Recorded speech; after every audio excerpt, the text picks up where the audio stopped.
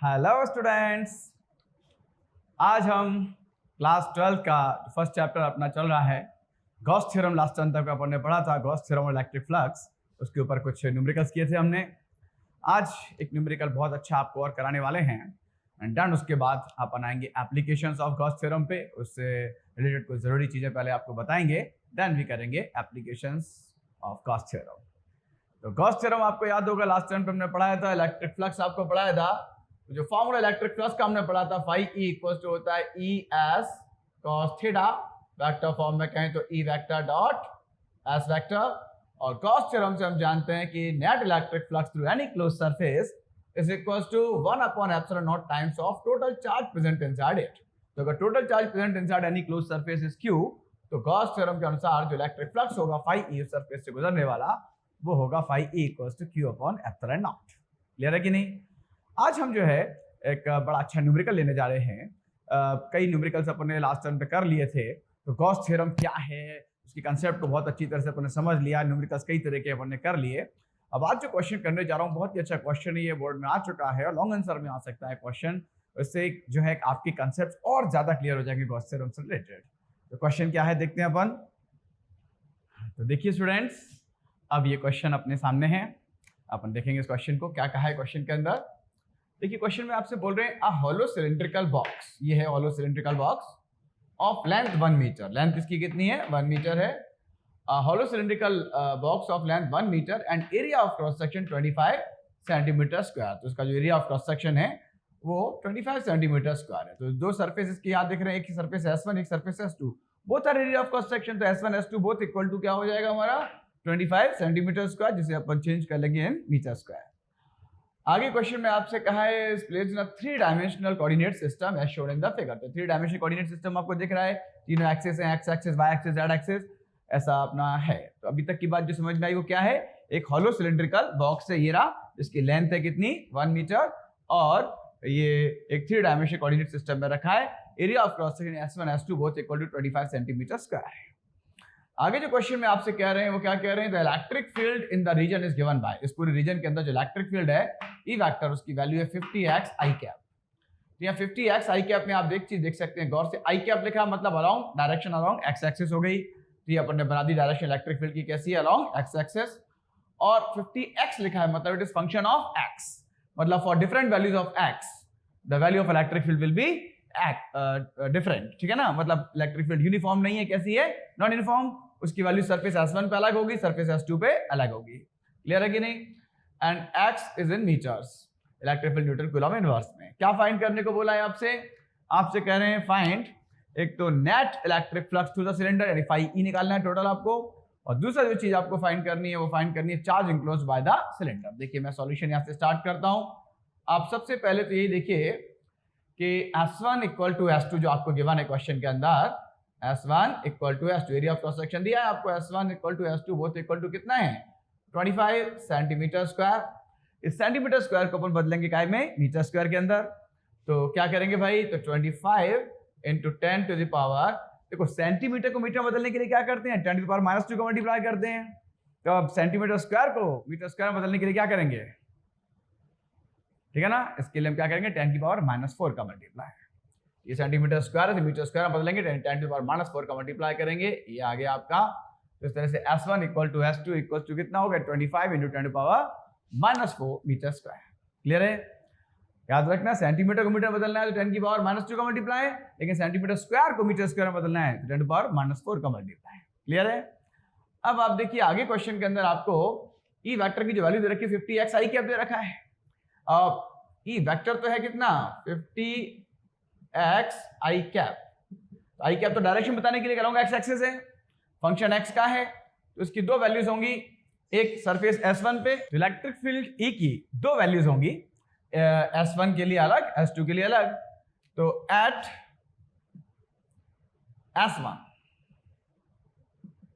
S1 पे जो value होगी इलेक्ट्रिक फील्ड की, उसको E1 क्या देंगे? मैग्नीट्यूड की बात कर रहे हैं अपन, तो आई कैप नहीं लगाएंगे, सिर्फ मैग्नीट्यूड लिखेंगे। तो 50x है, तो 50 into what is the value of x? तो x की वैल्यू यहां से दे पाएंगे, ऑरिजिन से कितना डिस्टेंस है S1 का? 1 मीटर। तो इसलिए S1 हो जाएगा 1, तो E1 इक्वल टू हो जाएगा 50 न्यूटन पर कूलम। ये न्यूटन कूलम इनवर्स। क्लियर है कि नहीं? ये E1 हो गया। नाउ हमें फ्लक्स निकालना है। फॉर्मूला क्या होता है फ्लक्स का? ES cos theta. तो यहां पर सरफेस S1 पे E1 S1 cos थीटा होगा। तो E1 आपका ये आ गया और S1 आपका ये है 25, S1 S2 दोनों ही है वो। थीटा की अगर बात करें तो व्हाट इज थीटा? थीटा होता है angle between E vector and S vector. तो E वेक्टर की डायरेक्शन तो ये है अलोंग पॉजिटिव एक्स एक्सिस, और S1 और S2 की डायरेक्शन दिखाने के लिए यूनिट वेक्टर्स लगा रखे हैं। तो S1 की डायरेक्शन इससे शुरू हो रही है यूनिट वेक्टर N1 से। तो आप देख सकते हैं दोनों की डायरेक्शन कैसी है? अपोजिट है। अपोजिट है तो एंगल कितना हो जाएगा? 180 डिग्री।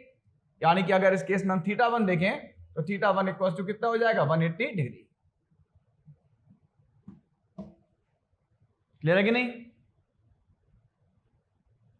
तो अब अगर आप यहां से फ्लक्स निकालते हैं तो φ1 हो जाएगा एट S1। फ्लक्स के लिए फॉर्मूला क्या होता है? ES cos थीटा, यहां हो जाएगा E1 S1 cos θ1। Now what is E1? E1 is 50. What is S1? S1 is 25 into 10 to the power minus 4 और into cos θ1 is 180 degree. Solve किया अगर तो φ1 आ जाएगा आपका 50 into 25, तो 1250 हो जाएगा ये, into 10 to the power minus 4 और into cos 180 होता है -1। क्लियर है कि नहीं? यानी ये हो जाएगा, आप देखिए 10 पावर -4 ना, अगर डेसिमल लगाएं अपन तो 1 2 3 4 ये यानी माइनस के होंगे, एक तो माइनस का मल्टीप्लाई, तो माइनस के 0.125, ठीक है कि नहीं? और ये हो जाएगा, ठीक है ना? क्या फ्लक्स है तो न्यूटन मीटर स्क्वायर पर कूलम। देख लीजिए एक बार। क्लियर है? ये अपन ने देखा किसके लिए? At surface S1। अब उसी तरह से अपन निकालते हैं एट S2। एट S2 अगर अपन देखें तो E2 की वैल्यू क्या हो जाएगी? तो E is function of x, तो 50 इंटू x है ना। तो यहां पर जब S1 की बात करी तो ऑरिजिन से डिस्टेंस x कितना था? 1 मीटर। लेकिन अब यहां गए S2 पे तो ऑरिजिन से डिस्टेंस कितना है? 1 ये और 1 ये, 1 + 1 कितना हो गया? 2। तो 50 into 2 that is equal to 100 newton coulomb inverse. यहां पे अगर हम देखें तो S2 तो वही रहेगा, S1 S2 बोथ आर 25 × 10⁻⁴। θ2 कितना है? तो θ2 ये है, इधर देखेंगे अपन तो इस S2 की डायरेक्शन ये है N2 कैप के अलोंग, और E वेक्टर की डायरेक्शन भी यही है, दोनों की डायरेक्शन सेम है। सेम होगी डायरेक्शन, थीटा क्या हो जाएगा आपका? 0 डिग्री। ठीक है कि नहीं? N2 कैप रिप्रेजेंट कर रहा है किसकी डायरेक्शन को? S2 की। N1 कैप रिप्रेजेंट कर रहा है किसकी? S1 की। दे रखी डायरेक्शन, अच्छी बात है। और ना भी दे रखी हो तो हम जानते हैं कि एरिया की डायरेक्शन क्या होती है? Normal to the surface outwards. ये normal to the surface, surface ऐसा तो नॉर्मल ऐसा होगा, और इनवर्ड होता तो ऐसे होता, आउटवर्ड है तो ऐसे। S1 के लिए, और S2 के लिए आउटवर्ड कैसा होगा? ऐसा। तो आप देख रहे हैं इलेक्ट्रिक फील्ड की डायरेक्शन में ये तो S2, तो उसके डायरेक्शन में थीटा क्या हो गया? 0 डिग्री हो गया यहाँ पे। जबकि S1 की डायरेक्शन इसके अपोजिट है, थीटा क्या हो गया था? 180 डिग्री हो गया था। क्लियर है कि नहीं? नाउ φ2 निकालते हैं, therefore φ2 इक्वल टू क्या होगा? तो फॉर्मूला होगा E2 S2 cos θ2। That means what is E2? E2 is 100। What is S2? S2 is again 25 × 10⁻⁴। S1 S2 तो सेम ही है, और cos थीटा कितना है? 0 डिग्री। क्लियर है कि नहीं? cos 0 डिग्री 1 होता है, तो ये हो जाएगा हमारा 25 × 100 यानी कि 2500 × 10⁻⁴, और cos 0 डिग्री तो 1 है, और इसमें अगर अपन डेसिमल लगाएं तो ये हो जाएगा 0.250। क्लियर है कि नहीं? तो इस तरह से ये भी इलेक्ट्रिक फ्लक्स है, और ये भी आ गया न्यूटन मीटर स्क्वायर पर कूलम में। तो इस तरह से हमारे दो इलेक्ट्रिक फ्लक्स आ गए, φ1 एंड φ2। टोटल फ्लक्स अगर अपने को निकालना है तो ऐड कर देंगे, दोनों का अलजेब्रिक सम कर देंगे, ठीक है ना? φ1 φ2 अलग अलग आ गए, देयरफॉर अपने को निकालना क्या है? Net flux to the cylinder. तो therefore net flux through the cylinder,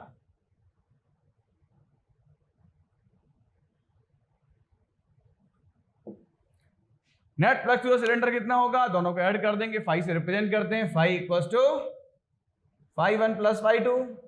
φ1 है माइनस के 0.125, और ये है प्लस के 0.250। एक प्लस का एक माइनस का सब्ट्रैक्ट कर देंगे, और साइन आएगा इसका, क्योंकि ये बड़ा है तो प्लस का आएगा, तो ये हो जाएगा 0.125 न्यूटन मीटर स्क्वायर पर कूलम या कूलम इनवर्स कह सकते हैं। तो एक पार्ट का आंसर तो ये आ गया हमारा। फिर आप देखिए, अब आते हैं अपन बी पार्ट पे। तो इन बी पार्ट आपसे क्या पूछा जा रहा है? आपसे पूछा जा रहा है बी पार्ट में charge enclose by the cylinder, यानी क्यों पूछ रहे हैं? अब सिलेंडर एक क्लोज सरफेस है कि नहीं, और एक क्लोज सरफेस यानी गॉसियन सरफेस, उसके अंदर टोटल चार्ज प्रेजेंट इनसाइड कितना है वो पूछ रहे हैं, और फ्लक्स आपको दिया हुआ है, ये निकाल लिया जो फ्लक्स हो गया आपका। तो क्यू आपसे पूछ रहे हैं, फाई ई आपको दिया हुआ है, क्लोज सरफेस है, गॉस थ्योरम लगा रहे हैं। गॉस थ्योरम के अकॉर्डिंग हम जानते हैं क्या होता है, फाई ई इक्वल टू होता है क्यू अपॉन एप्सिलॉन नॉट। तो देयरफॉर क्यू इक्वल टू क्या होगा, phi E into epsilon not. Value रख देंगे अपन बस दोनों की। तो फाई ई की वैल्यू क्या है आपकी 0.125, और इसे मल्टीप्लाई कर देंगे किसका 8.85 इंटू 10⁻⁻12 का। क्लियर है कि नहीं? ये वैल्यू होती है किसकी, एप्सिलॉन नॉट की। ये सॉल्व करके नियरली आ जाएगा आपका 1.1 इंटू 10⁻⁻12 चार्ज है तो काय में आ जाएगा, कूलम में। That will be your answer. Nearly इतना आंसर आ जाएगा। तो समझ में आया कि नहीं बच्चों? एक बड़ा अच्छा क्वेश्चन था। अब ऐसा भी कोई दूसरा क्वेश्चन आ जाए थोड़ा बहुत डाटा वाटा चेंज करके, तो ये नहीं कि हम क्वेश्चन ही बिल्कुल रट मारे एक डिजिट एल को, ये कि जरा भी इधर उधर हो गया डिजिट तो अपना गड़बड़ हो जाए। आपको समझना इसके पीछे का कंसेप्ट है, और उसमें अच्छी तरह से आपने देखा इन्हीं दो कंसेप्ट के यूज था। अभी तक जितने भी क्वेश्चन के ज्यादातर आप देखिए, मैं या तो ये फॉर्मूला लग रहा है phi equal to E S cos theta that is equal to E vector dot S vector, vector form में है तो, और गॉस थ्योरम लग रही है phi equal to q upon epsilon not. मतलब इलेक्ट्रिक फ्लक्स और गॉस थ्योरम की अच्छी अंडरस्टैंडिंग है। तो जितने भी मैंने भी आपको अभी तक क्वेश्चन करा लिए हैं, सारे क्वेश्चन आपको समझ में भी आ गए होंगे, और ये कंसेप्ट कैसे इस्तेमाल होते हैं वो समझ में आ गए होंगे, कंसेप्ट भी एकदम क्लियर हो गए होंगे। क्लियर है कि नहीं? अब आज अपन जो है एप्लीकेशंस ऑफ गॉस थ्योरम करने वाले हैं, और उससे पहले थोड़ा सा जो जरूरी चीजें हैं वो आपको बताएं, लाइक गॉसियन सरफेस क्या होता है। अभी अपन एक चीज नहीं पढ़े हैं, वो यही के लिए बचा के रखी थी मैंने, चार्ज डेंसिटीज। ठीक है ना? तो 3 तरह की चार्ज डेंसिटीज होती हैं, वो भी अपन डिस्कस करेंगे, उनका एप्लीकेशंस ऑफ गॉस थ्योरम में यूज होगा। ठीक है? तो अब उसके बाद अपन ये करने वाले हैं। तो स्टूडेंट्स, हमें एक्चुअली पढ़ना तो है एप्लीकेशंस ऑफ गॉस थ्योरम, और एप्लीकेशंस ऑफ गॉस थ्योरम पढ़ने के लिए कुछ जरूरी चीजें जो है वो जल्दी से क्विकली मैं आपको एक्सप्लेन करता हूँ। जल्दी से उन चीजों को आप ग्रैस्प कीजिए, एंड देन उसके बाद अपन गॉस थ्योरम पे आते हैं, एप्लीकेशंस पे गॉस थ्योरम के। तो सबसे पहले गॉस थ्योरम के जितने भी एप्लीकेशंस होंगे उनमें हमें जरूरत पड़ेगी गॉसियन सरफेस की। किसकी जरूरत पड़ेगी हमको? Gaussian surface. तो क्या होता है गॉसियन सरफेस, थोड़ा सा इसके बारे में आपको एक जनरल आइडिया दे देता हूँ, जल्दी से पकड़ना बातों को। गॉसियन सरफेस एक्चुअली आपको बताया था कि Gauss theorem is applied only for closed surface. तो गॉसियन सरफेस एक क्लोज सरफेस होगा। गॉस थ्योरम में जितने भी एप्लीकेशंस होंगे उनमें हमें कोई ना कोई एक चार्ज सोर्स दिया होगा। वो पॉइंट सोर्स हो सकता है, पॉइंट चार्ज, लीनियर चार्ज हो सकता है। ठीक है ना? तो हमको करना ये होगा कि उस चार्ज सोर्स के कारण किसी न किसी पॉइंट पर आपको इलेक्ट्रिक फील्ड इंटेंसिटी निकालनी होगी। लेकिन वो जो चार्ज सोर्स है उसके कारण इलेक्ट्रिक फील्ड निकालनी है bye using Gauss theorem, and Gauss theorem is applied only for closed surface. तो इसके लिए हम करेंगे क्या कि उस गिवन चार्ज सोर्स को एनक्लोज करने के लिए अपन एक गॉसियन सरफेस बनाएंगे। तो गॉसियन सरफेस एक ऐसा सरफेस होता है, क्लोज सरफेस, जो हमारे चार्ज सोर्स को चारों तरफ से एनक्लोज किए हुए होता है। ठीक है ना? और दूसरी बात यह कि इसके सभी पॉइंट पे इलेक्ट्रिक फील्ड मैग्नीट्यूड में कैसी होनी चाहिए, इक्वल, और डायरेक्शन जो होती है वो होती है नॉर्मली रेडियली आउटवर्ड्स। यानी इस तरह से अपन बनाएंगे गॉसियन सरफेस। ये नहीं कि कैसा भी चार्ज सोर्स और कैसा भी गॉसियन सरफेस हर बार एक सही बनाते गॉसियन सरफेस, नहीं। जैसे देवता वैसी पूजा। ठीक है ना? अलग अलग देवताओं की पूजन पद्धति अलग अलग होती है कि नहीं? अब हनुमान जी की पूजन पद्धति अलग है। ठीक है ना? और वहीं अपना जो है भैरव बाबा की पूजन पद्धति अलग है। अब भैरव बाबा पे तो आप दारू का भोग लगा देते हैं, है कि नहीं? अब वो आपने वहां दारू का भोग लगाया तो भोले बाबा वो तो प्रसन्न हो गए, भैरव बाबा तो। लेकिन वही चीज आपने कहा चलो ये प्रसन्न हुए, तो वही पूजन पद्धति आपने हनुमान जी पे अपना दी, हनुमान जी पे चढ़ा दिया कहीं दारू, तो गुस्सा और हो जाएंगे, नाराज हो जाएंगे। ठीक है ना? तो अलग अलग देवताओं की अलग अलग पूजन पद्धति। ठीक इसी प्रकार से अलग अलग चार्ज सोर्स के लिए जो गॉसियन सरफेस हम ड्रॉ करेंगे उसका नेचर अलग अलग होगा। क्लियर है कि नहीं? तो ये बात ध्यान रखना आपको। तो अगर हम आपको थोड़ा सा एग्जांपल लेके बताते हैं, क्योंकि हमें सभी पॉइंट पे इलेक्ट्रिक फील्ड कैसी चाहिए, सेम। इलेक्ट्रिक फील्ड चार्ज के अलावा डिपेंड किस पे करती है? चार्ज से डिस्टेंस पे। तो फिर उसके सिमेट्री के अकॉर्डिंग अपन बनाएंगे। जैसे सपोज एक पॉइंट चार्ज है Q, क्लियर है कि नहीं? इस पॉइंट चार्ज Q मान लिया पॉइंट O पे रखा है, और इससे स्मॉल r डिस्टेंस पे यहाँ एक पॉइंट P है, and let you have to find intensity of electric field due to this point charge at this point P by using Gauss theorem. अब Gauss theorem is applied only for closed surface. तो पहले तो एक close surface बनाना होगा। अब वो close surface ऐसा हो कि वो इस हमारे चार्ज सोर्स यहाँ पे क्या है, पॉइंट चार्ज, इसको चारों तरफ से घेरे हुए हो, जिस पॉइंट पे इंटेंसिटी फाइंड करनी है उस पॉइंट से पास भी होना चाहिए उसे, और सभी पॉइंट्स पे जो है इसके कारण इलेक्ट्रिक फील्ड कैसी हो, सेम हो।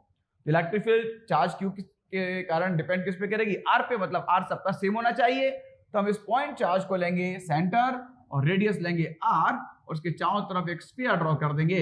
जैसा कि आप जानते हैं स्फीयर का सरफेस क्लोज सरफेस होता ही है, तो close surface of this sphere will behave like a Gaussian surface. क्या की तरह बिहेव करेगा, गॉसियन सरफेस की तरह, क्योंकि अब अगर अपन देखें तो इस सरफेस के सभी पॉइंट्स की इलेक्ट्रिक फील्ड इंटेंसिटी सेम होगी, बिकॉज डिस्टेंस सबका सेम है आर, चार्ज सबके लिए क्यू है, तो इलेक्ट्रिक फील्ड सभी पॉइंट्स पे कैसी आएगी, मैग्नीट्यूड में इक्वल। और डायरेक्शन अगर देखा जाए तो रेडियस नॉर्मल होता है तो रेडियली या नॉर्मली आउटवर्ड्स, ये डायरेक्शन हो जाएगी इलेक्ट्रिक फील्ड की। तो पॉइंट चार्ज के लिए गॉसियन सरफेस कैसा बना, स्फीयर। अब मान लो यहाँ पॉइंट चार्ज की बजाय एक लाइन लीनियर चार्ज होता, लाइन चार्ज, ठीक है ना, एक लाइन है उस पर चार्ज यूनिफॉर्मली स्प्रेड है, एक लीनियर चार्ज हो गया।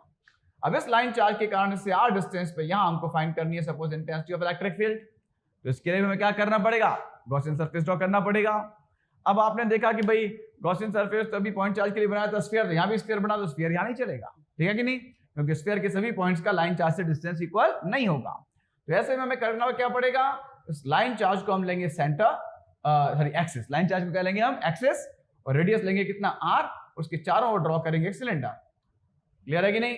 अब Gaussian surface should be finite, line charge आपकी हो सकती है इनफाइनाइट लेंथ की हो, लेकिन जब हम गॉसियन सरफेस ड्रॉ करेंगे तो it should be of finite length.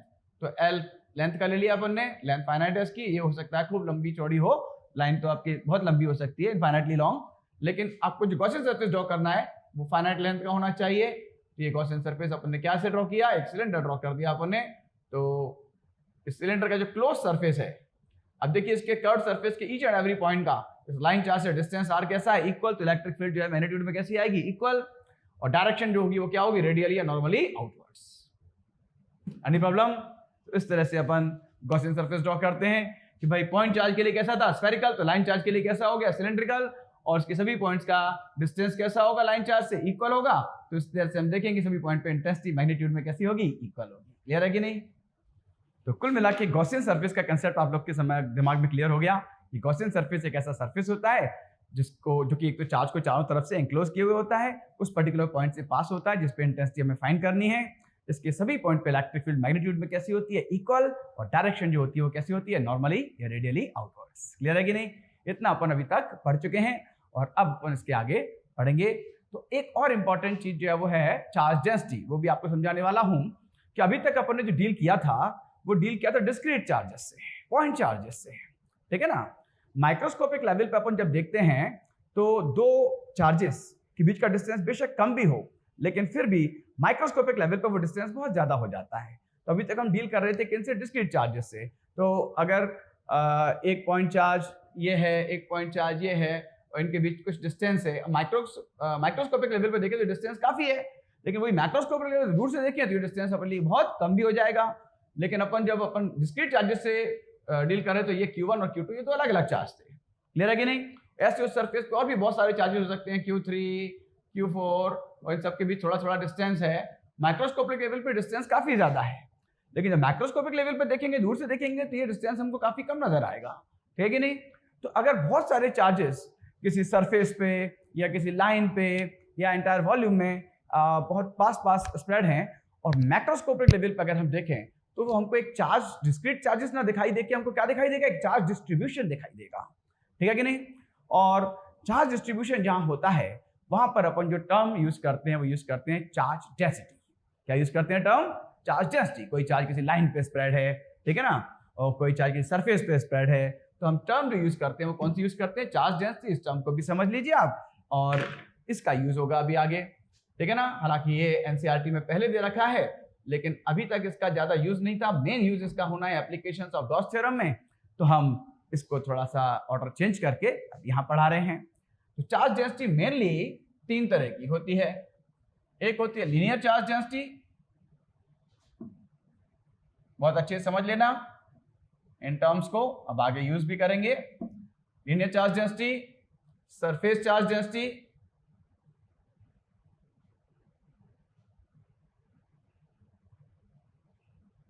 And volume charge density. तीन तरह की चार्ज डेंसिटी हमको डील करनी है। और पूरा डिटेल में अब आपको समझाते हैं कब क्या कौन सी टर्म यूज होगी। तो ध्यान से देखिए, लीनियर शब्द जब भी जुड़ जाए जनरली अपन समझते हैं कि लीनियर मतलब समथिंग रिलेटेड टू लेंथ, है ना। तो लीनियर चार्ज डेंसिटी से मतलब यह है कि जब कोई चार्ज, ठीक है ना, मैं लीनियर चार्ज डेंसिटी पहले एक्सप्लेन कर रहा हूं। लीनियर चार्ज डेंसिटी तो जनरली रिलेटेड टू लेंथ होती है। तो लेंथ किसकी हो सकती है? लाइन की। तो कोई एक पतला सा लंबा वायर है तो वो लाइन की तरह डील करेगा, उस पर कोई चार्ज डिस्ट्रीब्यूटेड है, तो ये चार्ज डिस्ट्रीब्यूशन हो गया। अब चार्ज डिस्ट्रीब्यूशन की पूरी लेंथ पे, एंटायर लेंथ पे डिस्ट्रीब्यूटेड है चार्ज, ठीक है ना। तो इस चार्ज को तो बोलेंगे लीनियर चार्ज, ठीक है ना। अब इस लाइन की अगर मान लिया टोटल लेंथ है कितनी, L, और जो चार्ज इस पर डिस्ट्रीब्यूटेड है सपोज कितना है, Q, टोटल चार्ज Q है, और वो डिस्ट्रीब्यूटेड है किस पे, इसकी पूरी लेंथ L पे। डिस्ट्रीब्यूशन यूनिफॉर्म भी हो सकता है, नॉन यूनिफॉर्म भी, ठीक है ना। अब ऐसे में अगर हम निकालें लीनियर चार्ज डेंसिटी तो इसको डिनोट करते हैं लैम्डा से, और लैम्डा इक्वल टू जो होता है फॉर्मूला होता है Q अपॉन L, चार्ज पर यूनिट लेंथ। समझ में आ गया आया? चार्ज पर यूनिट लेंथ, इसको एक तरह से एवरेज करके अपन ने निकाल लिया। तो चार्ज पर यूनिट लेंथ जो है ये कहलाएगी लीनियर चार्ज डेंसिटी। यूनिट क्या होगी? चार्ज की कूलॉम, लेंथ की मीटर, तो कूलॉम पर मीटर या कूलॉम मीटर इनवर्स कह सकते हैं। अब ये लाइन के लिए हुआ, पर ऐसा नहीं कि सिर्फ लाइन के लिए डिफाइन हो। मान लो कोई सर्कुलर रिंग है, suppose this is circular ring, और रिंग है तो बीच में तो होल ही होगी, और बस रिंग है तो उसकी सरकमफ्रेंस पे अपन ने चार्ज दिया, तो वो चार्ज इसकी पूरी सरकमफ्रेंस पे मान लिया यूनिफॉर्मली स्प्रेड है, ठीक है। रिंग का रेडियस R है, R रेडियस की रिंग है, और एक चार्ज अपन ने दिया Q जो कि इसकी पूरी सरकमफ्रेंस पे यूनिफॉर्मली डिस्ट्रीब्यूटेड हो गया। इस रिंग का रेडियस है मान लिया कितना, R। तो linear charge density lambda equal to क्या होगी? तो ये अपन जानते हैं क्या होता है, चार्ज पर यूनिट लेंथ। तो चार्ज तो Q है, और जब लेंथ की बात करें तो रिंग है तो उसकी सरकमफ्रेंस उसकी लेंथ हो जाती है। तो लेंथ की वजह, लेंथ के बदले क्या आ जाएगा यहाँ, सरकमफ्रेंस। क्या होती है सरकमफ्रेंस? 2πr। तो लैम्डा इक्वल टू क्या हो जाएगा रिंग के केस में, Q अपॉन 2πr। क्लियर है कि नहीं? तो मेरे ख्याल से समझ में आ गया होगा क्या होती है लीनियर चार्ज डेंसिटी, और कब यूज करेंगे इस टर्म को, जब चार्ज किसी लेंथ पे, ठीक है ना, यूनिफॉर्मली स्प्रेड है। वो लेंथ किसी लाइन की हो सकती है लीनियर चार्ज के रूप में, या कोई सर्कुलर रिंग हो सकती है उसकी सरकमफ्रेंस पे। तो चार्ज डेंसिटी क्या होती है, चार्ज पर unit length. Then we talk about surface charge density. Clear है कि नहीं?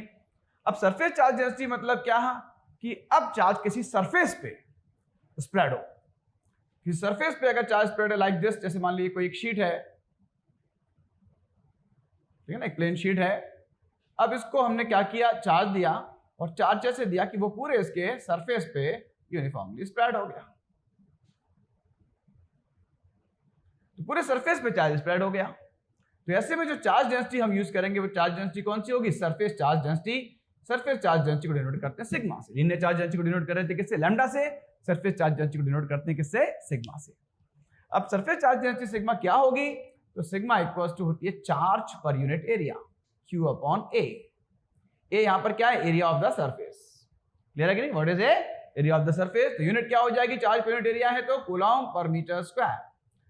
अब मान लिया वो सरफेस किसी स्फीयर का है, ठीक है ना। यहाँ पे ये तो क्या थी, रिंग थी। अब वो बात हो रही है कि अपन बोर्ड पे कागज पे बनाएंगे तो रिंग भी गोला ही होगा, स्फीयर भी गोला ही ऐसे बनेगा, एकदम सेम देखने में एक से लगेंगे। बट याद रखना स्फीयर और रिंग में क्या डिफरेंस है, जो डिफरेंस एक फुटबॉल और एक चूड़ी में। चूड़ी जो है हमारी वो क्या है, सर्किल, और फुटबॉल जो है वो क्या है हमारा, स्फीयर, ठीक है कि नहीं। तो इसी तरह से यहाँ पर ये क्या है, स्फीयर है, फुटबॉल टाइप का पूरा, ठीक है ना।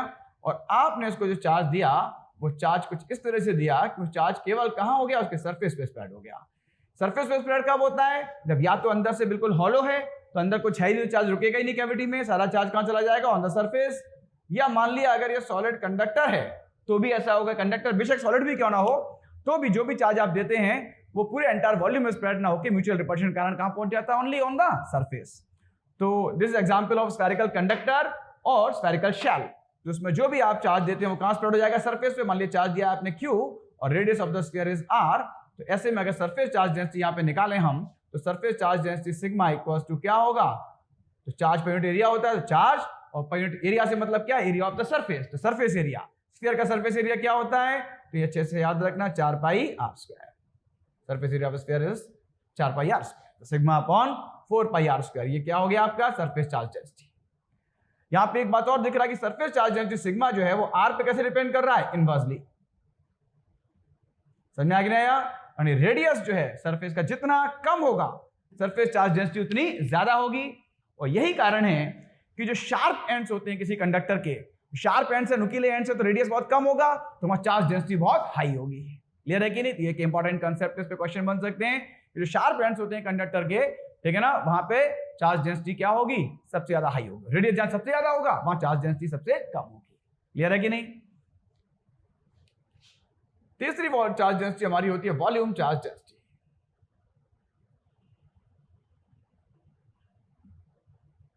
ठीक है, दिखाई दे रहा है कि नहीं? Volume charge density. Volume charge density जैसा कि आप देख रहे हैं कि लीनियर चार्ज डेंसिटी टर्म हमने कब यूज करी, जब चार्ज सिर्फ लेंथ पे स्प्रेड था। सरफेस चार्ज डेंसिटी कब यूज करी, जब चार्ज केवल सरफेस पे स्प्रेड था। अब वॉल्यूम चार्ज डेंसिटी टर्म कब यूज करेंगे, जब चार्ज एंटायर वॉल्यूम में स्प्रेड हो। ठीक है कि नहीं? जैसे ये स्फीयर है, अभी जो चार्ज दिया था ये कौन सा स्फीयर था, अगर ये हॉलो स्फीयर है, स्फेरिकल शेल, तो भी कहां से स्प्रेड होगा, केवल सरफेस पे। अगर ये कंडक्टिंग स्फीयर है तो बेशक सॉलिड भी क्यों ना हो तो भी चार्ज कहां स्प्रेड होगा, सरफेस पे। लेकिन अगर नॉन कंडक्टिंग सॉलिड स्फीयर होगा तो जो चार्ज देंगे वो केवल सरफेस पे नहीं होगा, एंटायर वॉल्यूम में स्प्रेड हो जाएगा। जब चार्ज एंटायर वॉल्यूम में स्प्रेड हो तब हम टर्म यूज करते हैं volume charge density row, and it is charge पर unit volume Q upon V। जैसे इन केस ऑफ स्फीयर अगर अपन चार्ज दे रहे हैं तो वो पूरा चार्ज कहां स्प्रेड हो रहा है, ऑन द एंटायर वॉल्यूम, पूरे एंटायर वॉल्यूम में स्प्रेड हो रहा है चार्ज।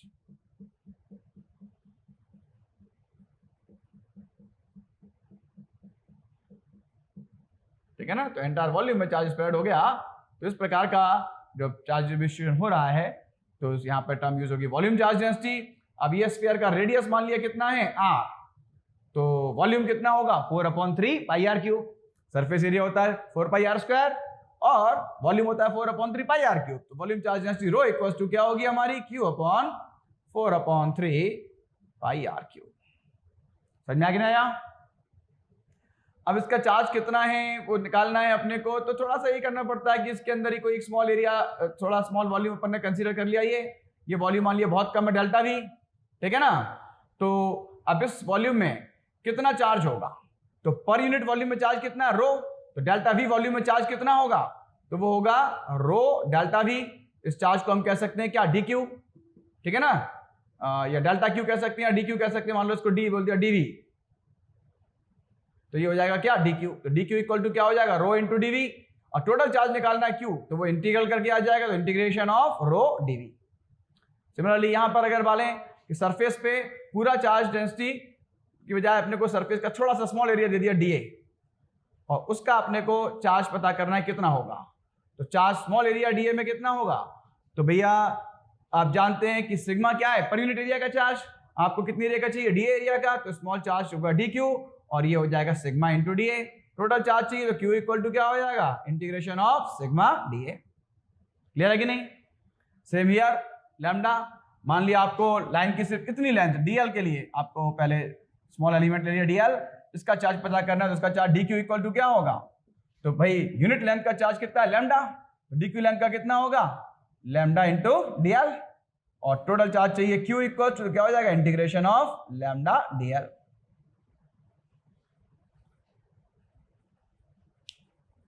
ठीक है, ये दिख रहा है? तो इस तरह से आपने, अब मैंने आपको क्लियर किया ये तीन terms, linear charge density, surface charge density, volume charge density, Gauss theorem के एप्लीकेशन में इनका यूज भी होना है। अब अपन पढ़ेंगे एप्लीकेशंस ऑफ गॉस थ्योरम। तो ये सारी चीजें नोट करते चलिएगा, नोट कर लिया ना सबने? जिन्हें नहीं भी किया हो वीडियो को थोड़ा सा रिवर्स करके, और जो चीजें बताई थी नोट जरूर कर लेना, इन चीजों की अभी जरूरत पड़ने वाली है। और अब अपन जो पढ़ने जा रहे हैं बहुत ही इंपॉर्टेंट टॉपिक इस चैप्टर का, एप्लीकेशंस ऑफ गॉस थ्योरम। तो इस पे बड़े क्वेश्चंस बनते हैं बोर्ड में, एप्लीकेशंस ऑफ गॉस थ्योरम पे कोई ना कोई एप्लीकेशन अक्सर आ जाती है, लॉन्ग आंसर में आता है क्वेश्चन भी थोड़ा बहुत में, नहीं 5 मार्क्स के क्वेश्चंस जो होते हैं लॉन्ग आंसर वाले, उनमें एप्लीकेशंस ऑफ गॉस थ्योरम ही पूछ लेते हैं ज्यादातर। ठीक है, तो 1 बाय 1 अपन कुछ एप्लीकेशंस करने जा रहे हैं। तो पहला जो अपना एप्लीकेशन है वो है electric field due to a point charge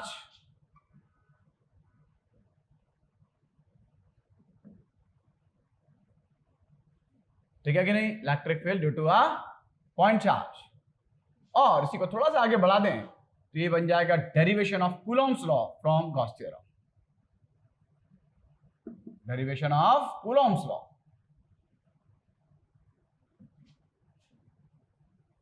from Gauss theorem.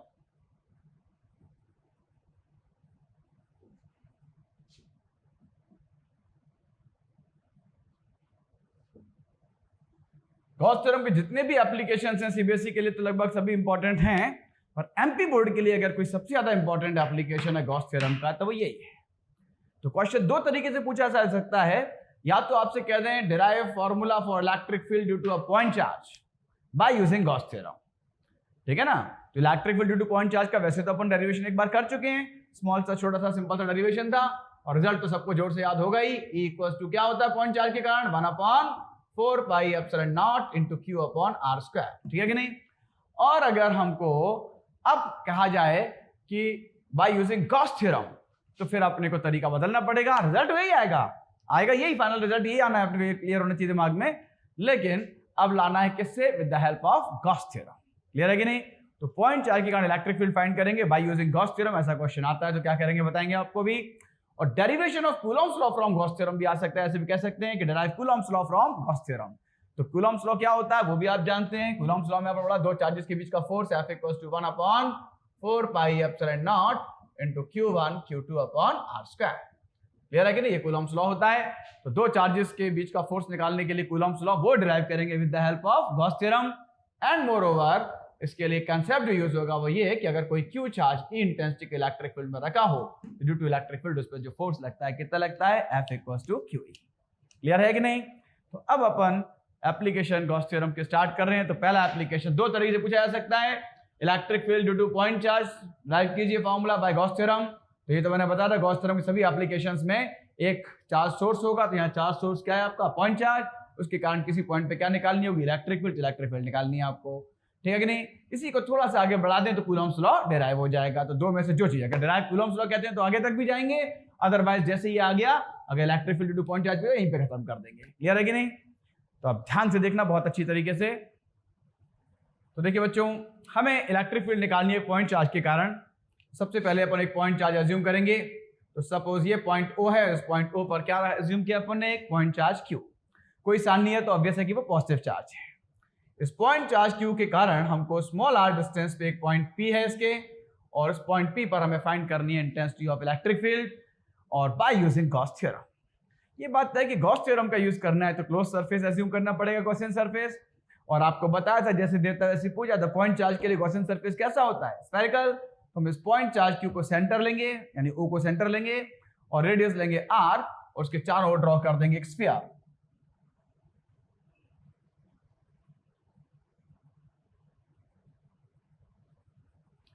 Clear है कि नहीं। सरफेस ऑफ दिस स्फीयर यानी एस कह सकते हैं will behave like Gaussian surface. Gaussian surface से मतलब इसके सभी पॉइंट पे इलेक्ट्रिक फील्ड मैग्नीट्यूड में कैसी होगी, इक्वल, और डायरेक्शन विल बी नॉर्मली या रेडियली आउटवर्ड। ये डायरेक्शन होगी किसकी, ई वेक्टर की, क्लियर है कि नहीं।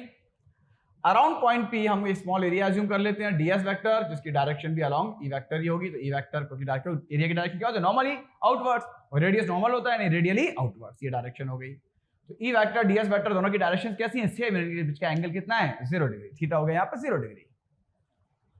यहां तक कोई दिक्कत बोलिए। पूरा सरफेस S है, पूरा सरफेस एरिया S, और ये स्मॉल एरिया जो है अराउंड पॉइंट P, ये क्या, ds। अगर ds का इंटीग्रल करें तो क्या आ जाएगा, S आ जाएगा।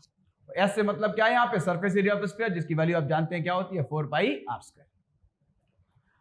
सबसे पहले अपन क्या करते हैं, अपन इलेक्ट्रिक फ्लक्स फाइंड करते हैं, क्लियर है कि नहीं। तो इलेक्ट्रिक फ्लक्स अपन फाइंड करेंगे, ये स्मॉल एरिया रखा अपन ने ds, और गॉस थ्योरम के अकॉर्डिंग अपन क्या निकालते हैं, फार्मूला क्या होता है गॉस थ्योरम के डेफिनेशन का, net electric flux through any closed surface, उसको डिनोट करते हैं किससे, फाई ई से, और वो इक्वल टू होता है क्या, Q अपॉन एप्सिलॉन नॉट। तो पहले अपन वो निकाल रहे हैं क्या, नेट इलेक्ट्रिक फ्लक्स। तो net electric flux through the Gaussian surface,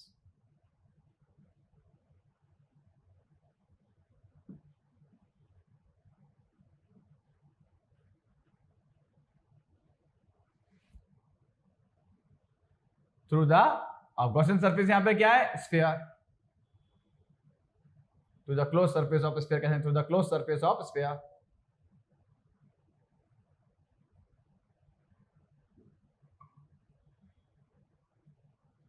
electric flux को डिनोट करते हैं फाई ई से।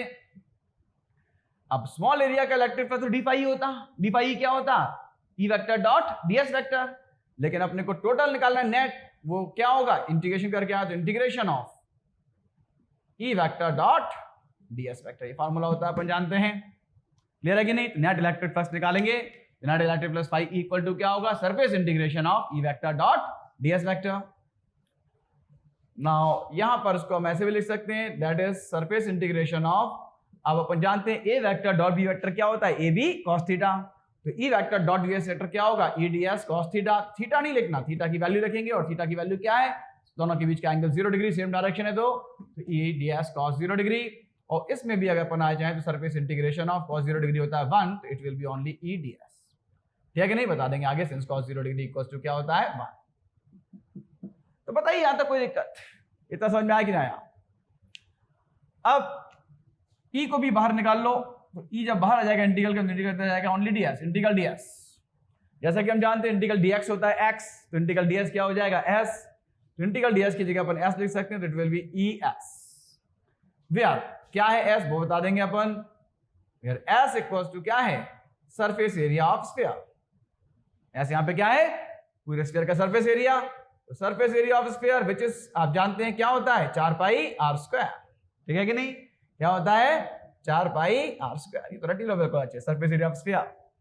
तो by this method electric flux हमारा जो आ गया फाई ई इक्वल्स टू हमारा क्या आ गया, तो ई इंटू एस की जगह क्या आ जाएगा 4 pi R square, that will be our equation 1। Any doubt, देख लीजिए अच्छी तरीके से, क्या निकाला पहले अपन ने, पहले अपन ने निकाला net electric flux through the close surface of sphere, ये जो क्लोज सरफेस है स्फीयर का, इसके कारण क्या निकाला अपन ने, नेट इलेक्ट्रिक फ्लक्स, और उसमें अपन ने क्या किया, फॉर्मूला यूज किया phi E equals to surface integration of E vector dot dS vector, clear है कि नहीं। सिर्फ अगर इतना निकालते डीएस के कारण तो क्या होता है, ई वेक्टर डॉट डीएस वेक्टर, पूरे जब नेट निकाल रहे हैं तो वो ऐसे कई सरफेसेस के इंटीग्रल्स का जो है क्या होगा, इनका सम होगा फ्लक्स का, तो phi E equal to surface integration, ठीक है कि नहीं, क्लियर है।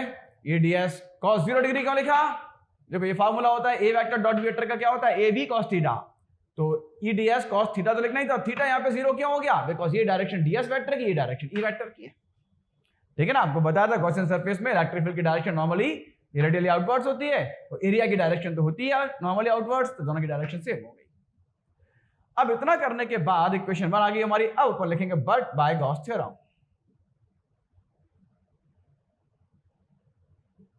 बट बाय गॉस थ्योरम, और गॉस थ्योरम से हम क्या जानते हैं कि फाई ई इक्वल्स टू होता है क्यू अपॉन एप्सिलॉन नॉट, ये तो रेडी क्या होगा सबको, by Gauss theorem phi E equals to क्या होता है क्यू अपॉन एप्सिलॉन नॉट। तो पहले फाई ई अपना निकाला सिंपल फॉर्मूले से तरीके से, एंड देन उसके बाद बाय गॉस थ्योरम से अपन जानते हैं by Gauss theorem phi E equals to q upon epsilon not, दोनों की लेफ्ट हैंड साइड सेम है तो राइट हैंड साइड भी सेम हो जाएंगी। From equation 1 and 2 we have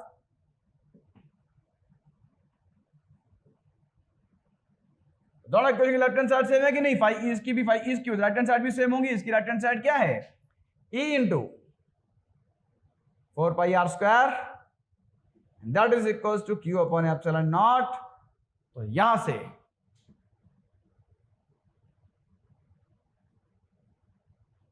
therefore e equals to क्या हो जाएगा, तो 4 पाई आर स्क्वायर नीचे आ जाएगा, तो ये हो जाएगा q upon 4 pi R square epsilon not.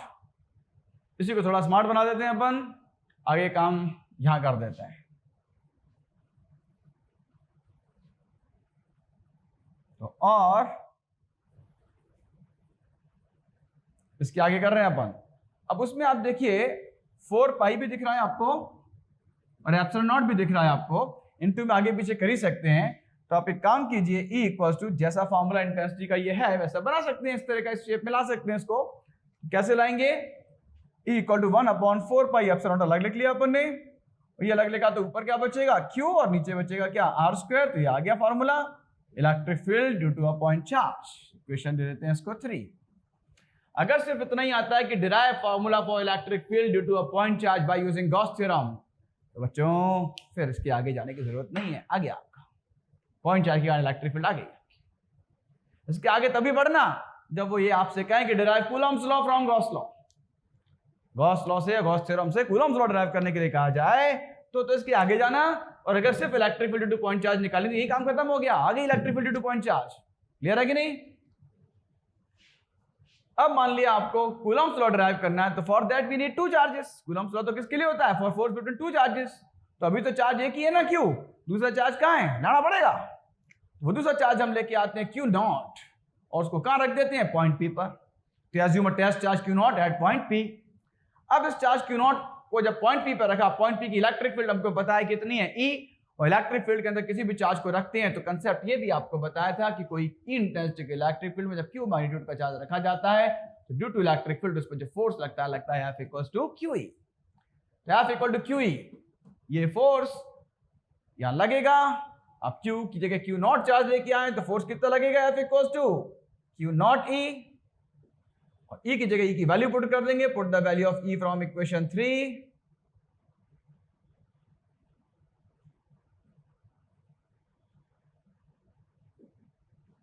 तो क्या हो जाएगा? ये हो जाएगा F equals to Q nought into E की जगह ई की value what is E? It is 1 upon 4 pi epsilon not into Q upon R square, या इसको थोड़ा स्मार्ट बना के यूं लिखा जा सकता है F इक्वल्स टू भाई 1 अपॉन 4 पाई एप्सिलॉन नॉट, आगे अच्छे लगेंगे, अलग लिख लिया अपन ने, और बाकी इधर से बचा क्यू नॉट और यहां से बचा क्यू, तो क्यू पहले क्यू नॉट बाद में लिख लिया, q not upon R square. तो आप देखिए कूलम्स लॉ बन गया कि नहीं? कूलम्स लॉ में दो चार्ज होते थे Q1 Q2, तो फोर्स लगता था F equal to 1 upon 4 pi epsilon not Q1 Q2 upon R square. अब यहाँ चार्ज Q1 Q2 की वजह क्या क्या है? Q और Q नॉट, डिस्टेंस वही है R, तो ये आ गया which is Coulomb's law, last में लिख देंगे। तो इस तरह से कूलम्स लॉ भी डिराइव हो गया, विच इज कूलम्स लॉ। तो in this way Coulomb's law भी डिराइव हो गया। तो गॉस थ्योरम से कूलम्स लॉ भी डिराइव हो गया। अगर derivation of Coulomb's law from Gauss theorem कहेंगे तो यहां तक कर देंगे आप। और अगर आपसे सिर्फ इतना का derive formula for electric field due to a point charge by using Gauss theorem, तो पॉइंट चार्ज का इलेक्ट्रिक फील्ड यही आगे क्वेश्चन 3 तक यहीं तक करेंगे, आगे करने की जरूरत ही नहीं है। फिर क्लियर है कि नहीं? देख लीजिए अच्छी तरीके से। तो स्टूडेंट्स अभी तक हमने जो पढ़ा गॉस थ्योरम में, अपने डेरिवेशन ऑफ कूलम्स लॉ पढ़ा बाय यूजिंग गॉस थ्योरम, पहला application.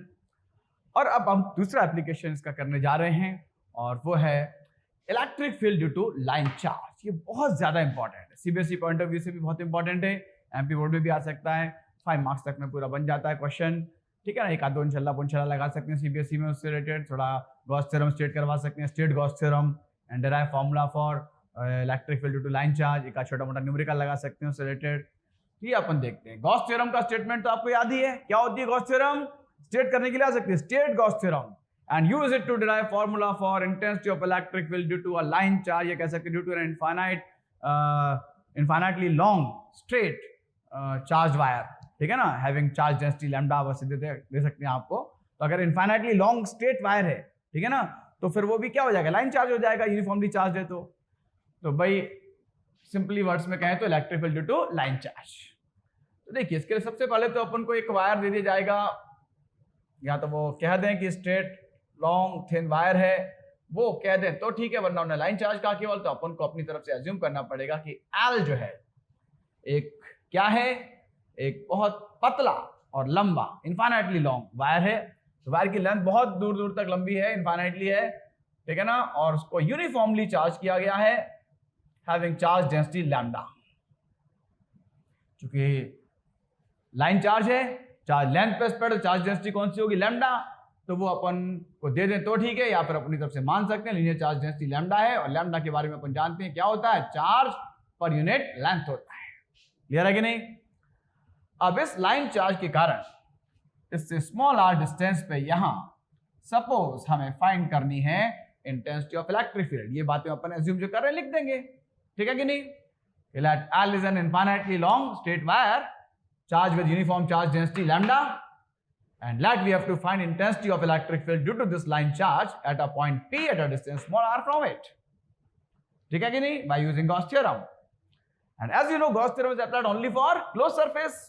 So now we have to assume a Gaussian surface. Gaussian surface के बारे में जैसा कि मैंने आपको बताया था कि जैसे देवता वैसी पूजा, यानी पॉइंट चार्ज के कारण कैसा था, स्फेरिकल। लाइन चार्ज के कारण भी स्फेरिकल नहीं आ जाएगा, लाइन चार्ज के कारण कैसा आता है, आपको बताया था सिलेंड्रिकल। तो कैसा सिलेंडर, भाई ये तो इनफाइनाइटली लॉन्ग है लेकिन सिलेंडर की लेंथ फाइनाइट होनी चाहिए, तो एल लेंथ का एक सिलेंडर ले लेंगे अपन, जिसका एक्सेस होगी ये लाइन चार्ज और रेडियस होगा क्या, आर, क्योंकि सरफेस उस पॉइंट से भी पास होना चाहिए जिस पे इंटेंसिटी फाइंड करनी है। तो इस लाइन चार्ज को अपन ने लिया एक्सेस, रेडियस लिया कितना, आर, और एल लेंथ का एक सिलेंडर। भाई लाइन की लेंथ तो इनफाइनाइट है लेकिन सिलेंडर जो है वो गॉसियन सरफेस का काम करेगा और Gaussian surface should be finite. तो इसकी एल लेंथ ले लिया अपन ने और आर रेडियस ले लिया अपन ने, और ये एक सिलेंड्रिकल सरफेस अपन ने ड्रॉ कर लिया, इसकी लेंथ है कितनी, एल। तो close surface of this cylinder will now behave as a Gaussian surface, ठीक है कि नहीं। इसके सभी सरफेस के सभी पॉइंट्स पर ये जो है कर्व सरफेस, इसके कर्व सरफेस के सभी पॉइंट्स पे जो है, क्योंकि डिस्टेंस कर्व सरफेस के सभी पॉइंट्स का लाइन चार्ज से कैसा है, सेम है, सभी पॉइंट पे इंटेंसिटी भी मैग्नीट्यूड में कैसी होगी, इक्वल होगी, और कर्व सरफेस के नॉर्मली या रेडियली आउटवर्ड्स होगी। इज दैट क्लियर, ये हो गया हमारा। इसके अलावा आप देख सकते हैं जब भी सिलेंडर का सरफेस अपन एज्यूम करेंगे ना, तो उसको 3 पार्ट्स में डिवाइड कर देंगे। कोई भी सिलेंडर हो, जैसे मेरे हाथ में मार्कर है, ये भी सिलेंड्रिकल ही है, तो उसके 3 सरफेस को 3 पार्ट्स में डिवाइड करेंगे। कैसे 3 पार्ट्स, एक तो ये हो गया, ठीक है ना, जो एंड फेसेस होते हैं वो कैसे होते हैं, सर्कुलर। एक तो हो गया circular area, plane circular area, ठीक है ना, ये भी क्या हो गया, प्लेन सर्कुलर एरिया। तो ये दोनों तो कैसे हो गए, प्लेन सर्कुलर एरिया, और बाकी बचा तीसरा पार्ट कौन सा, कर्व्ड सरफेस, ये वाला। क्लियर है कि नहीं। इस सिलेंडर में आप देखें तो इसके भी 3 पार्ट्स में डिवाइड कर सकते हैं। एक आपका हो गया प्लेन सर्कुलर एरिया S1, एक हो गया ये आपका प्लेन सर्कुलर एरिया S2, और बाकी बचा ये कर्व्ड सरफेस, तो कर्व्ड सरफेस S3। क्लियर है कि नहीं, curved surface S3। Any doubt, यहां तक कोई दिक्कत हो तो बताइए, इतना समझ में आया कि नहीं आया।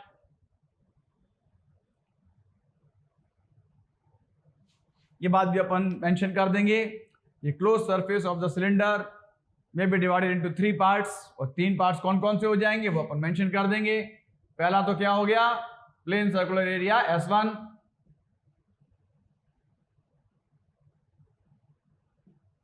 दूसरा हो जाएगा प्लेन सर्कुलर एरिया S2,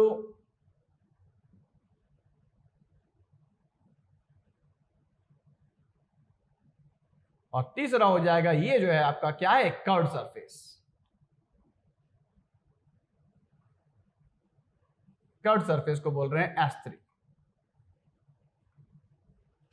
तो देखो बेटा, ये आपको हमने बताया था, कोई भी सरफेस, जब स्पेशल केसेस बताए थे आपको इलेक्ट्रिक फ्लक्स के, तो कोई भी सरफेस जब पैरेलल टू इलेक्ट्रिक फील्ड होता है ना, तो उससे कोई इलेक्ट्रिक फ्लक्स पास नहीं होता।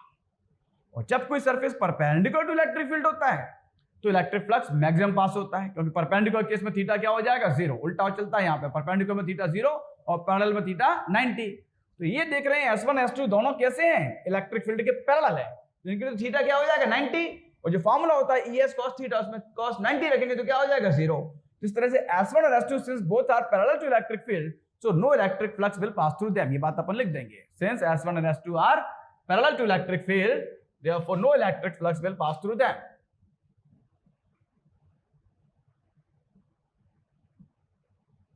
Since S1 and S2 are parallel to electric field, therefore no electric flux will pass through them.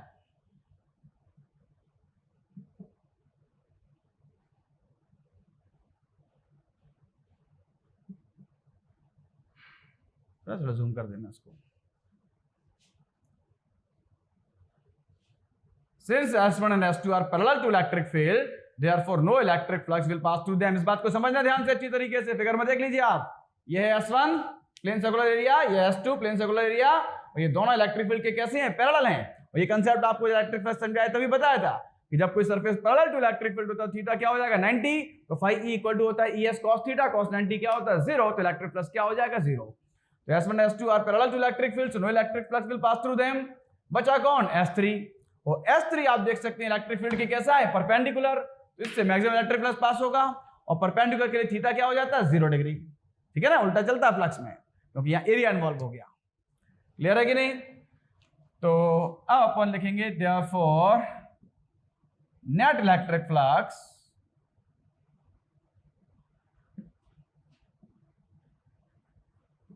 Through the close surface of the cylinder.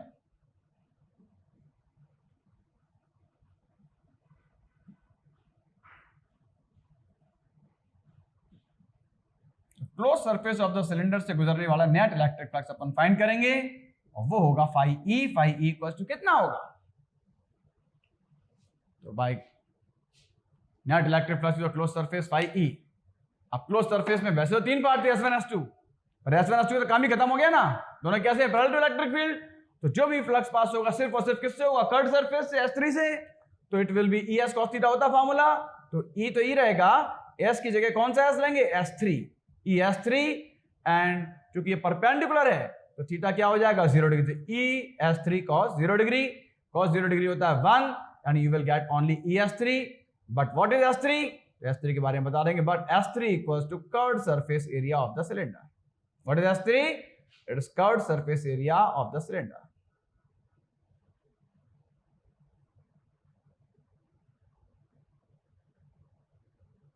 और curved surface of the cylinder कितना होता है? तो formula आपको याद होना चाहिए, 2 पाई r h होता है, यहां h की बजाय l l n, तो 2 पाई r l। Any doubt?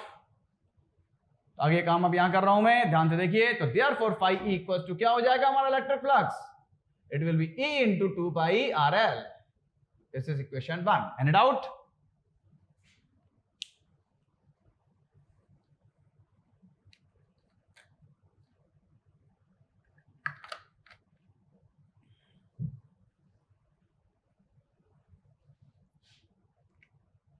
But by Gauss theorem जैसे पाई ई आ जाए उसके बाद अगला स्टेप हमारा क्या होता है? वहां भी अपन ने लिया था यही चीज, बट बाय गॉस थ्योरम। और गॉस थ्योरम आपके दिमाग में बिल्कुल क्लियर है ही। क्या होती है Gauss theorem? Pi E equals to होती है Q अपॉन एप्सिलॉन नॉट। ठीक है कि नहीं? फिर ये याद रखना, व्हाट इज Q? अभी अपन को Q निकालना पड़ेगा। What is Q? Q is the total charge present inside the close surface या गॉसियन सरफेस। तो वो अपन निकालेंगे अभी, लेकिन पहले तो अपन यहां से देखेंगे ये दोनों इक्वेशन कंपेयर करिए from equation 1 and 2। You can clearly see the left hand sides are same, so right hand side will also be same। तो from equation 1 and 2 we have, और यहां से आप देखिए इसकी राइट हैंड साइड क्या है? E into 2 pi RL equal to इसकी राइट हैंड साइड है Q अपॉन एप्सिलॉन नॉट। तो और यहां से E के लिए निकालें फॉर्मूला, तो E इक्वल टू हो जाएगा Q अपॉन ये 2 pi RL नीचे आ जाएगा, एप्सिलॉन नॉट ऑलरेडी है ही, अब थोड़ा अरेंज करके सुंदर बना लेंगे उसको। तो E इक्वल टू हो जाएगा Q upon 2 pi epsilon naught RL। Any doubt? इसे इक्वेशन 3 दे दिया अभी अपन ने।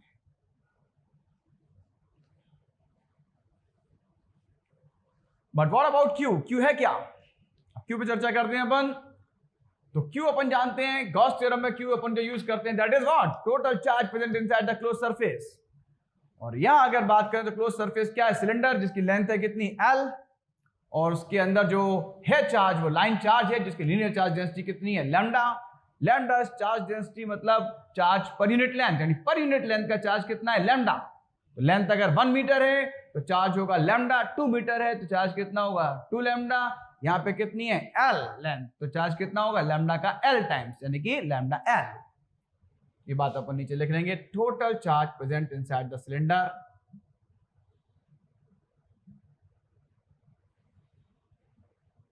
ऐसे क्या कहते हैं? बट Q इक्वल्स टू, है ना? बट Q क्या है यहां पर? Q is total charge present inside the cylinder.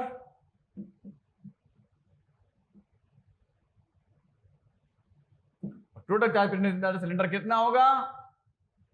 तो that is equals to lambda L। Total charge present inside the cylinder lambda L क्यों हुआ? तो सिलेंडर के अंदर चार्ज काय के रूप में है? लाइन चार्ज के रूप में, जिसकी चार्ज डेंसिटी कितनी है? लैम्डा, यानी पर यूनिट लेंथ का चार्ज कितना है? लैम्डा। और कितनी लेंथ है सिलेंडर की? L length. तो यूनिट लेंथ पे नहीं, 1 मीटर लेंथ पे चार्ज कितना है? लैम्डा। तो L पे कितना होगा? Lambda into L। इस तरह से total charge present inside the cylinder Q equals to क्या हो गया? Lambda L। Therefore from equation 3, equation 3 में अपन पुट कर देंगे तो E इक्वल्स टू Q की जगह आ जाएगा लैम्डा L होल अपॉन नीचे होगा 2 pi epsilon naught RL, L से L हो जाएगा cancel, therefore E equals to, एक तो फॉर्मूला यही आ गया, lambda upon 2 pi epsilon naught R। ऐसे भी लिख सकते हैं, ये भी फॉर्मूला है। और उसको थोड़ा स्मार्ट बनाया तो ऐसे लिख सकते हैं कि सारी इलेक्ट्रिक फील्ड में 1 अपॉन 4 पाई एप्सिलॉन नॉट होता है। तो इसको उस रूप में लिखना चाहें तो ऐसे भी लिख सकते हैं, E equals to 1 upon 4 pi epsilon naught. आप कहोगे 4 पाई कैसे लिख लिया, 2 पाई तो है यहाँ पर, ठीक है ना। उसके लिए अपन ने क्या किया, नीचे 2 का मल्टीप्लाई किया, नीचे किया तो ऊपर भी करना पड़ेगा, तो ऊपर हो जाएगा 2 लैम्डा अपॉन R। ये आगे intensity of electric field due to a line charge, E equals to 1 upon 4 pi epsilon not into 2 lambda upon R। Clear है कि नहीं। तो ये आप स्टेट गॉस थ्योरम के साथ आ सकता है कि state Gauss theorem and derive formula for electric field due to line charge. तो गॉस थ्योरम का स्टेटमेंट बिल्कुल दिमाग में रहना चाहिए। क्या होता है Gauss theorem, net electric flux through any closed surface is equals to 1 upon epsilon naught times of total charge present inside it. साथ में कुंचला जोड़ सकते हैं, एक आध न्यूमेरिकल वगैरह पूछ सकते हैं, इलेक्ट्रिक फ्लक्स की डेफिनेशन यूनिट पूछ सकते हैं साथ में, ठीक है ना। तो कुछ ऐसा लगा कि पूरा 5 मार्क्स का बना देंगे। तो अगर बाय द वे कोई न्यूमेरिकल पूछे तो एक छोटा न्यूमेरिकल भी बन सकता है इसके ऊपर, तो साथ ही हाथ लगे हाथ यहाँ पे इसके ऊपर एक न्यूमेरिकल करा देता हूं मैं, ठीक है कि नहीं। तो देखिए स्टूडेंट्स, एक क्वेश्चन भी कर लेते हैं अपन इसके ऊपर। ये क्वेश्चन है, ध्यान से देखिए क्वेश्चन को, एनसीईआरटी की टेक्स्ट बुक प्रॉब्लम है ये भी। और क्वेश्चन में इस तरह का क्वेश्चन आपका साथ में पूछा जाएगा कि जोड़ सकते हैं कि भाई 3 मार्क्स में आपकी आ गई क्या ये एप्लीकेशन, और पता चला इसके साथ स्टेट गॉस थ्योरम भी करा ली, और पता चला पीछे एक न्यूमेरिकल भी लगा दिया, ठीक है ना। तो यहाँ पर ऐसा क्वेश्चन अगर आ गया, जैसे ये तो एनसीईआरटी में दिया, क्वेश्चन ही रटना है, ठीक है ना। पता चला क्वेश्चन के डिजिट रट के चले गए, ऐसा नहीं करना है। आप समझ लीजिए और कैसे अप्लाई करना है फॉर्मूले को, वो क्लियर हो जाएगा। क्वेश्चन में आपसे कहा है, an infinite line charge produces a field of 9 × 10⁴ Newton coulomb inverse. ये फील्ड की इंटेंसिटी दे रखी है, न्यूटन कूलम इनवर्स में है, यानी E गिवन है आपको, गिवन में आप लिख लेंगे गिवन E इक्वल्स टू कितना दिया है, 9 × 10⁴ न्यूटन कूलम इनवर्स। और कितने डिस्टेंस पे, डिस्टेंस दे दिया आपको R कितना 2 सेंटीमीटर। बस ये याद रखना, सेंटीमीटर में जब भी देखो मीटर में बदलना मत भूलो। क्या करेंगे उसके लिए, 10⁻² का मल्टीप्लाई। क्लियर है कि नहीं। E मिल गया, R मिल गया, और आपको क्या कैलकुलेट करनी है, linear charge density, lambda calculate करनी है। लीनियर चार्ज डेंसिटी लैम्डा होती है, और ये हम जानते हैं, उन्होंने पहले बता दिया कि infinite line charge produce the field, यानी फील्ड किसके कारण, इनफाइनाइट लाइन चार्ज के कारण। और एक इनफाइनाइट लाइन चार्ज के कारण इंटेंसिटी ऑफ इलेक्ट्रिक फील्ड का जो फॉर्मूला होता है वो अभी डिराइव किया अपन ने। E इक्वल्स टू क्या होता है, it is 1 upon 4 pi epsilon not into 2 lambda upon R। इस फॉर्मूले का यूज करेंगे तो बाय फॉर्मूला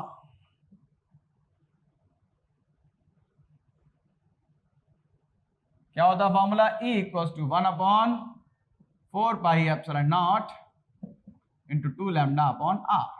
क्लियर है कि नहीं। अब इस फॉर्मूले में आप वैल्यू पुट कर देंगे। वी हैव जो नॉन वैल्यू रख दीजिए, E की जगह E की value what is E, 9 × 10⁴ equals to 1 upon 4 pi epsilon naught की जगह उसकी वैल्यू, न्यूमेरिकल वैल्यू क्या होती है, 9 × 10⁹ into 2 what is lambda, lambda में फाइंड करना है, upon R। What is R, R is 2 × 10⁻²। Clear है कि नहीं। सबसे पहले तो 9 से 9 कैंसिल, 2 से 2 cancel, therefore lambda equals to क्या होगा, तो नीचे से 10⁻² उधर पहुंच के +2 हो जाएगा, 10⁻4 + 2 कितना हो जाएगा 6, सॉरी 10⁻² इधर जाएगा मल्टीप्लाई होगा, डिवाइड इधर आके मल्टीप्लाई होगा, 4 × -2 यानी क्या हो जाएगा 2, और 10⁻9 या इंटू वो इधर आके जाके डिवाइड होगा, तो अपॉन में आ जाएगा 10⁻9। तो कुल मिला के लैम्डा इक्वल टू हो जाएगा हमारा 10⁻2 - 9 विल बी 7, 2 - 9, ठीक है नहीं, यानी -7, और यूनिट क्या होती है, कूलम मीटर इनवर्स। तो ये हो जाएगी, ये आंसर हो जाएगा हमारा।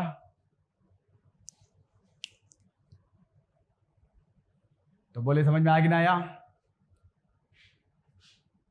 तो आज के लिए इतना ही, बस अब आपका समझ लीजिए हाथी निकल गया, चैप्टर का पूछ रह गई है, ठीक है ना। और 1-2 एप्लीकेशंस और बची हैं की, थोड़ा बहुत उसकी कुछ स्पेशल केसेस, और फिर ये चैप्टर हो जाएगा आपका खत्म। न्यूमेरिकल साथ साथ कराते चले तो लास्ट के लिए बटन नहीं रखा, ठीक है ना। तो अपने सारे टॉपिक्स के साथ साथ उनके न्यूमेरिकल्स भी क्लियर होते जा रहे हैं, और अब बस 2-3 एप्लीकेशन इसके अपन और करेंगे, यानी गॉस थ्योरम के बाद फिर ये चैप्टर समाप्त हो जाएगा। क्लियर है? तो स्टूडेंट्स, आप लोग वीडियोस लगातार देख रहे हैं ना? अपना पहला चैप्टर लगभग फिनिश होने पे है, और जहां तक मेरा ख्याल है इन वीडियोस ने आपकी काफ़ी हेल्प करी होगी। और इसी तरह मेरे वीडियोस देखते रहिए, प्लीज़ लाइक एंड शेयर करते रहिए। जिन्होंने चैनल अब तक भी सब्सक्राइब नहीं किया है, प्लीज़ मेरा चैनल सब्सक्राइब कीजिए, ठीक है ना? और ये एंजॉय कीजिए वीडियोस।